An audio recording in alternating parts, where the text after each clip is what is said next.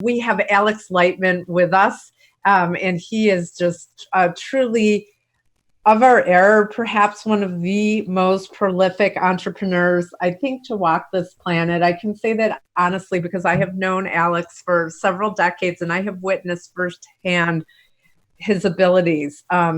So at this point, I'm going to turn it over to Alex, who will be introducing himself, and he's got some slides to share. I encourage you to send in questions on the Q&A, and I'll be reading them off. So Alex, take it away. Thank you. Sure. Well, when people see my full resume, they just laugh because there's just so much weird stuff in it. I've worked for NATO, for the White House, for a number of U.S. federal agencies, for a number of governments. I have been working in wearable computers, augmented reality. Related to this talk, related to science fiction, AI, I ran the Southwest region for the first publicly traded AI software company. It was called IntelliCorp, and that company was a spinoff of Stanford University. Yeah, if you could make it fill the screen. Yeah, she will. Just give her a sec. See the graphics.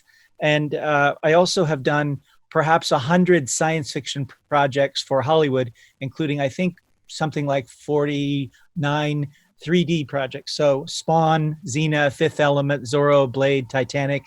I was the third person to make a website for Hollywood, that 2D website, and the first, and with my team, of course, and it's a team effort, to do a 3D website. And the Spawn won the Silicon Graphics contest out of 800 entries. So a lot of the things with Hollywood, there's, Hollywood kind of has a big grand conversation with the internet as the internet talks about Hollywood and creates a whole new kind of content. So we watch one. Can we put up the deck? Is the deck up now? Molly, hello?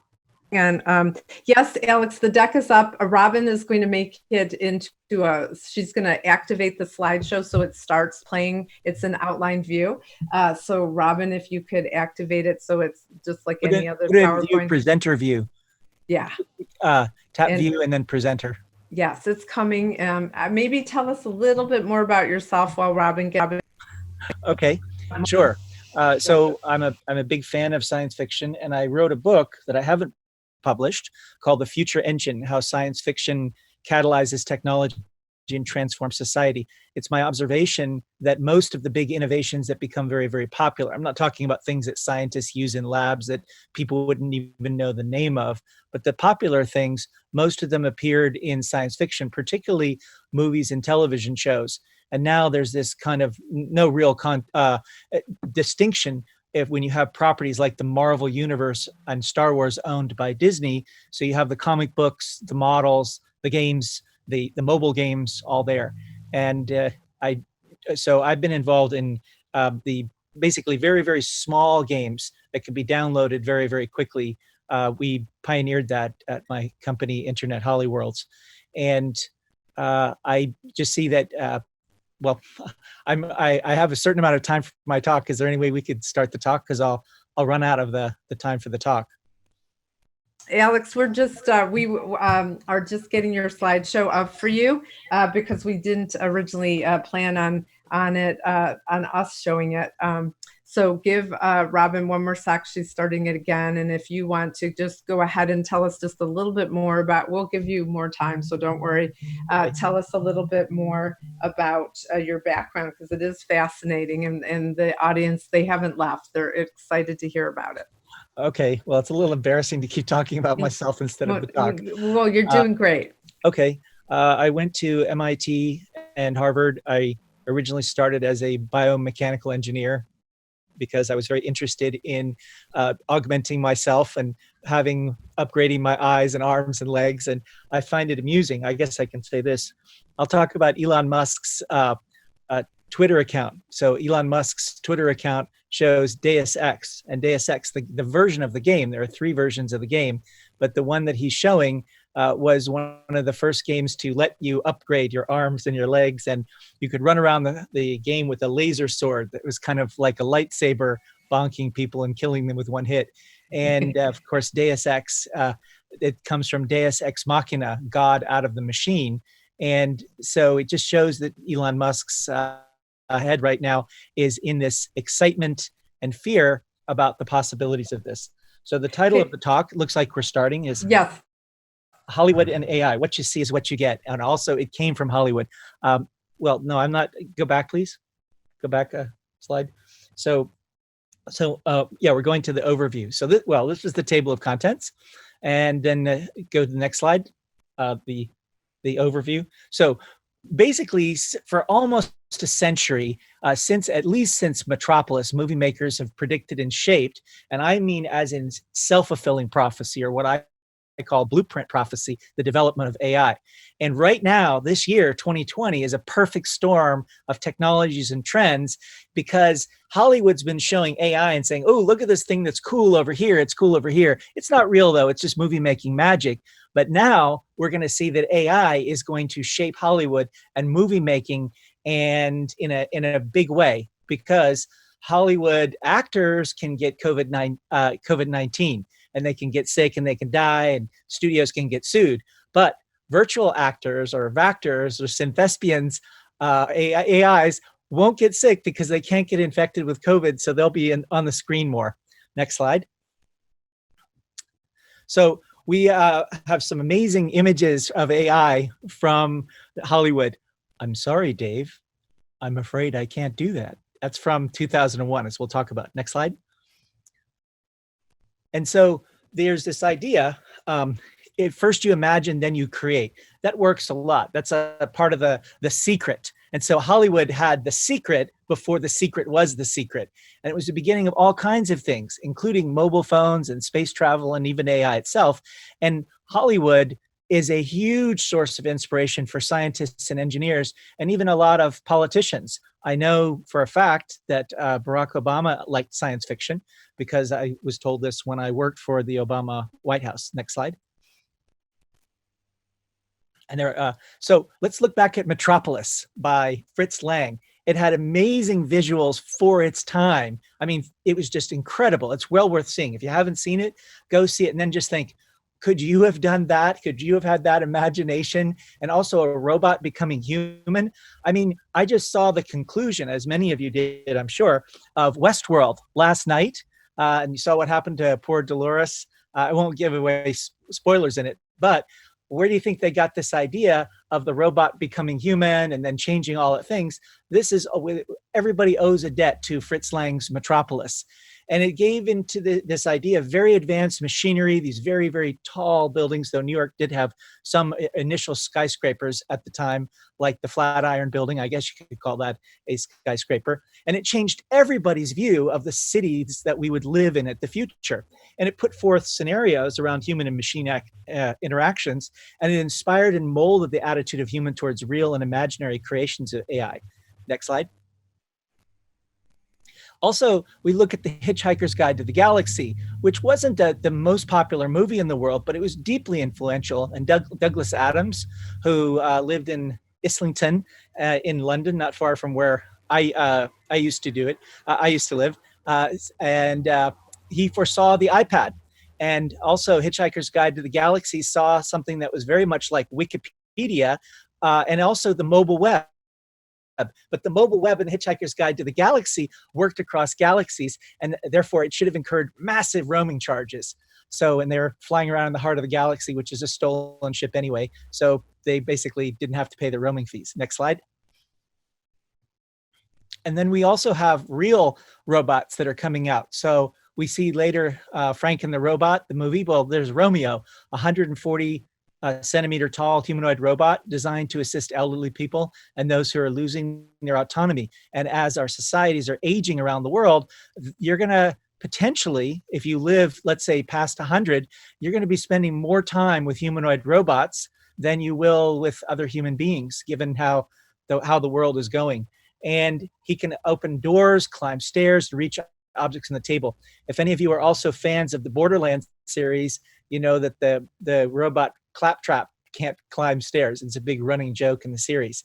And you also have these robot dogs. So spot the coronavirus, robot dog will see you now. That's a real thing. Boston Dynamics is getting a job screening patients at a hospital. So because robots can't get infected. Next slide. And so we can look at this as kind of an overview to go with the thesis. So AI as a plot, you can put it on two axes. On the x-axis, it can be more technoid or non-anthropomorphic, or to humanoid, looking more human. And you have friendly to unfriendly, hostile or so. So Hal was unfriendly and didn't have a body.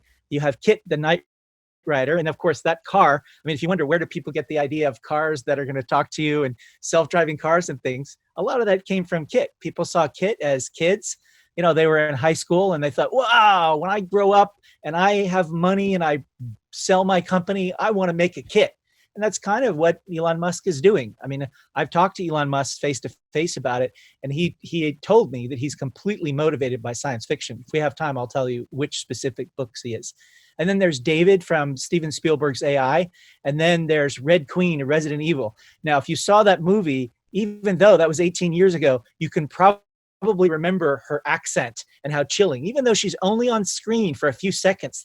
The idea that a child with an English accent could be so malevolent and so powerful and spread a virus around the world that would infect millions of people. It now seems really real, doesn't it? Because we really can make things like that. And we really can make viruses and spread them around the world. Next slide. So there's all kinds of AI in cinema. So we'll start with the pure artificial computational agents, the things that are based on computers. And they can be mindless, like the automated soldier robots in Star Wars: The Phantom Menace, or they can be active, like C3PO. And they also, mostly the artificial ones, have a static personality or persona that does not evolve in response to events. And if you're writing scripts, you talk about the protagonists. Are they static? Are they dynamic? Do they change, or are they steadfast? If you look at like something like Dramatica. And you also have things like Daryl, the Demon Seed, Electric Dreams, the Iron Giant, Making Mr. Right, Star Trek Generations, Data, where the idea is they have an urge to become human. The Bionic Man, the robot becomes human, then he dies. If you've seen, I won't spoil it, but if you've seen the latest Star Trek Picard, you see what happens to Data. And you see that this is the case. So sometimes it's very sad because a robot, in order to show that he has changed, becomes human so that he can become mortal, or she becomes mortal. I mean, obviously, it's a robot, doesn't really have gender, but an emulated or simulated gender. They become human so that they can die, so they can show that they changed. And then we have in 2001, 2010, Colossus the Forbin Project, which was the most shocking thing of my youth, and also Westworld. The agents have their own distinct personality, and the motif is how this interacts and evolves with regard to humans. And these agents have a mind. It's reflective, self-aware, self-interested, as compared to mindless machines like Killing and War machines. And I thought the thing that really just chilled me last night, I am going to give you one thing. I don't know that it's a spoiler because it's not a spoiler because it's already been revealed, but the fact that the robot is aware of this. So Dolores says, it's like, well, what are these other robots that are out there? Are they copies of you? And Dolores says, you're all copies of me. I'm the first one at Westworld to become self-aware. And they modeled, like, I'm the first one to work and seem human. So they modeled all of you on me. So you're already copies, even if you're not a copy that I made, you're all copies of me. I thought that was super cool. Okay, next slide. We also have the dangers of AI. And you can actually go find, if you type in ALEX LIGHTMAN and Terminator, you can find really, really long essays that I've written about this whole world of why the military is actually watching these movies and doing it. And weaponized AI, mind control for power and profit, hijacking individual minds. So one of the things, I won't tell you which one, has basically become an invasion of the body snatchers. The robots are replacing humans, key critical humans, with other robots. And in these highlight the misalignment between our goals and the machine goals. Next slide. And then one of these themes, so movies create emotions. We want to have emotions. They want to make you feel something. And throughout science fiction, we see one theme that has been programmed into us by the taste meisters of Hollywood, and that's anxiety. And this theme includes the destruction of humankind at the hands of intelligent machines. And there are basically very few films that show reliable human crafted machines that perform complex operations to serve humans loyally.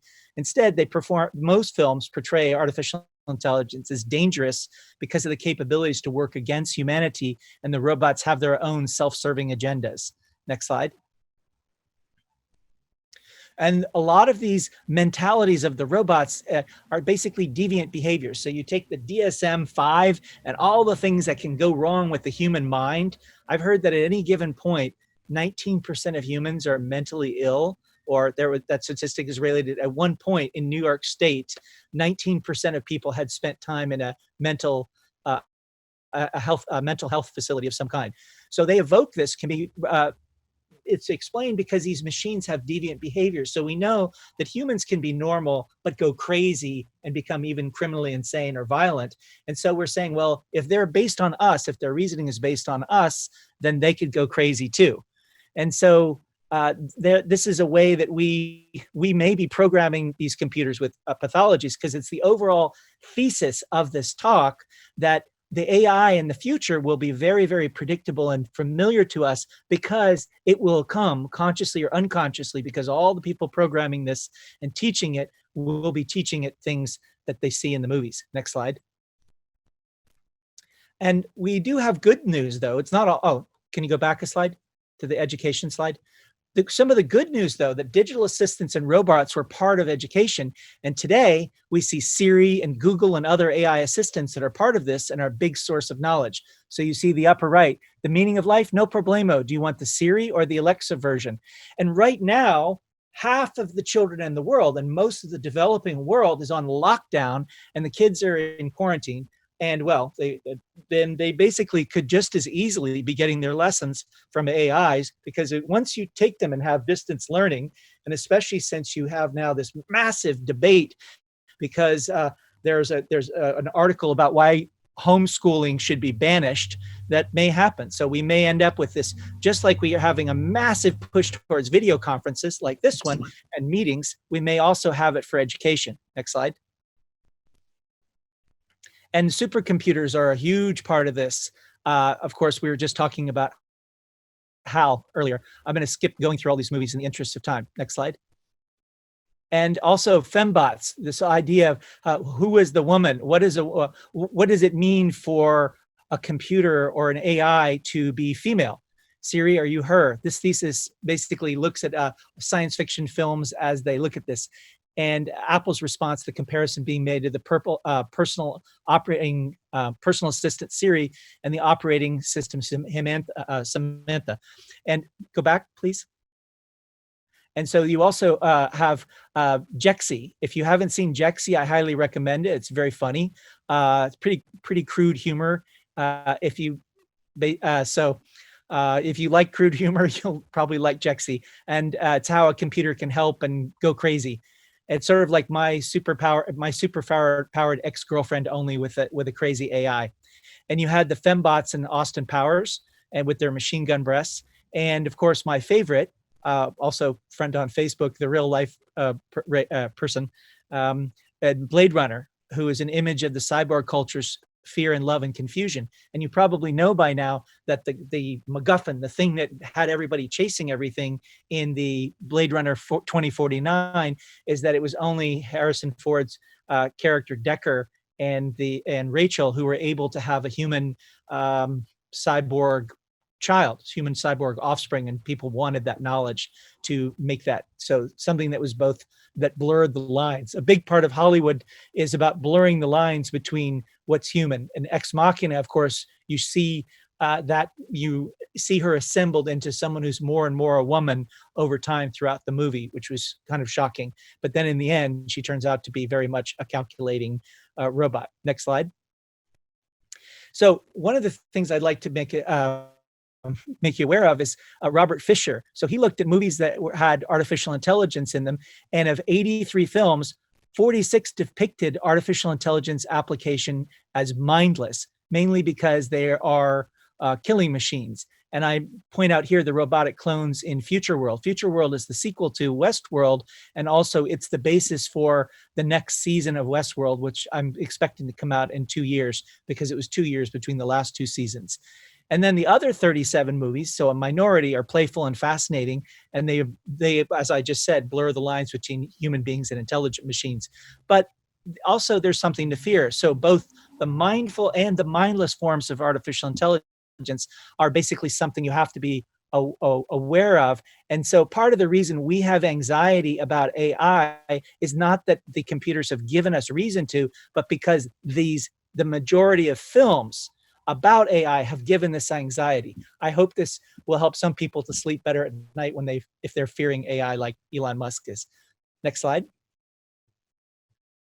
So we also have AI predicting and shaping Hollywood movies. This is my last section. Next slide. Oh, and wait, I just want to point out at the top right there, that's Dolores in this. So you see the person that she's working with, who she's picked to make the choice of what happens to the world. And because he set off an EMP, he has to basically rebuild her from parts. And so he rebuilds her from parts, and then she goes and slips on the skin to become looking like human. It's a pretty shocking part of the whole movie. Next slide. Or of the TV show, sorry. So AI is helping filmmakers with their challenge, because this is an AI, it came from Hollywood thing. And the technology is helping with a lot of things, like analyzing the impact on different territories. So to get a movie sold, you have to say, how much is it going to make in Germany, Indonesia, all that. And you put that all together, and then you can have people give you some of the money up front in order to have the exclusive rights to market in that territory. The bidding process for talent is using AI. Also, there's an analysis tool called Scriptbook that predicts how well a Hollywood movie might perform based on its screenplays. So AI is used in lots and lots of small ways about Hollywood right now. It's probably something that people haven't realized, that Hollywood talked about AI and changed AI, and then AI is now changing Hollywood and making these decisions. So just like our air traffic control and our markets are on algorithmic trading, to an extent that I think the public doesn't realize, the movies you see are caused by algorithmic trading within the special currency of celebrity and 2 minutes. How many? 2 minutes left. Okay, next slide. So Hollywood is basically reducing risks using that. Next slide. And it's being used to pick blockbusters. Next slide. We have Hollywood also replacing real actors with digital copies, and the de-aging and the AI makeup, as we've seen in The Irishman. Next slide. And deep fakes are working for Hollywood, like Sylvester Stallone in Terminator 2, Judgment. Basically some fans put Sylvester Stallone in Terminator 2, Judgment Day. And the deep fakes now, Hollywood is using them, such as this movie that's greenlit for James Dean, who died in 1955. Next slide. So James Dean died in 1955, just landed a new role. I see dead people, but Hollywood actors, of course, don't like that very much. Next slide. And you have actors can get infected during traditional shootings, and the studios have canceled their productions. And so now the studio executives have an excuse to do what they have wanted to do all along, which is to just use digital copies of actors to save their lives. And so if this lockdown continues and production doesn't continue, you could theoretically shoot a movie entirely with virtual actors and AI, and you can even get a little bit of spontaneity by programming that in. Okay, next slide. Almost done. So conclusion, what you see is what you get. AI, Hollywood's predicted many AI technologies and had a big influence on the formation. And during this current COVID crisis, AI is likely to emerge as an essential method of optimizing filmmaking. And that while before Hollywood helped predict and produce updated versions of AI, now AI is going to help an updated version of Hollywood to evolve and gain sentience. And so, was that the end, or somebody's phone ringing? That was the cue that it's ending. So if you want to just wrap it up. I just did. That was my wrap up. Oh, fabulous. I actually timed it. This is not the first time I have time to talk to the second. Yeah, I want to salute you, Alex. You hit it on the nail as you always do. Thank you for joining us. As you know, longtime friend. That was so fascinating, Alex. Thank you so much. Hope to see you at some of the networking events, and we're getting a lot of claps from the audience. Thank you again. So